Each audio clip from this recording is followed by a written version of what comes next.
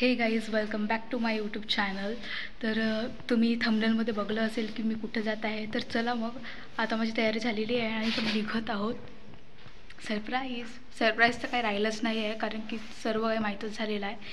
चला मग, मला खूप आनंद होत आहे की मी काढलेली स्केच देत आहे. कुणाला देत आहे त्याचं मला काही नाही, म्हणजे असते ना ॲज अ आर्टिस्ट, मला खूप छान वाटत आहे. तर मी काही दिवसाआधी घरीसुद्धा सांगितलं, तर म्हणजे डायरेक्ट बाबांना सांगलं.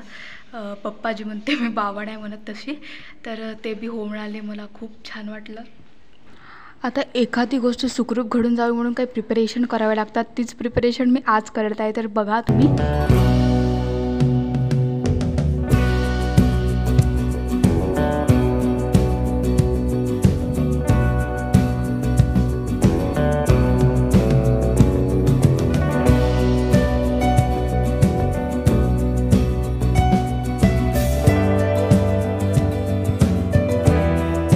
मी हॉस्टेलवरनं निघाली आहे आणि आता मला जायचं आहे एन टाउन कॅफेमध्ये, जिथं आपण भेटणार आहोत.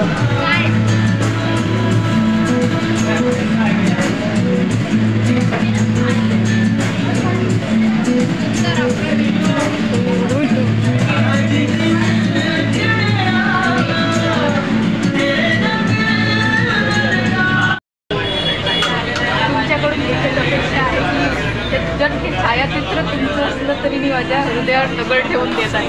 अरे बाप, तर सांभाळून ठेवा. ते तुम्ही टेन्शन नको घेऊ, त्याच्यावाला मी आपल्या घरी दिवाळीवर तासा लावून प्रत्येक ब्लॉगमध्ये टाकेन. Just enjoy the beauty of thoughts. तर मी त्यांना एक शायरी म्हणून दाखवली. वो हमें सुलझाते रहे और हम उलझते रह गए.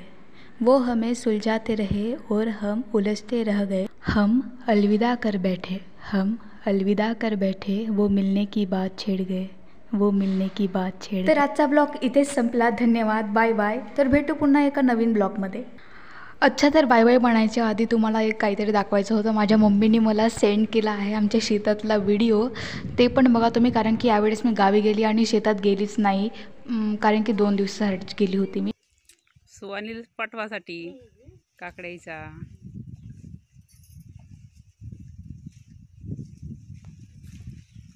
मग ते व्हिडिओ करते, यूट्यूबवर टाकते. मग तुम्ही लाईक कर जा. बघा, तर माझी मम्मी बऱ्याचपैकी त्यांना सांगत आहे की व्हिडिओ लाईक करा. तुम्ही पण लाईक, शेअर, सबस्क्राईब करायला विसरू नका आणि मलासुद्धा विसरू नका.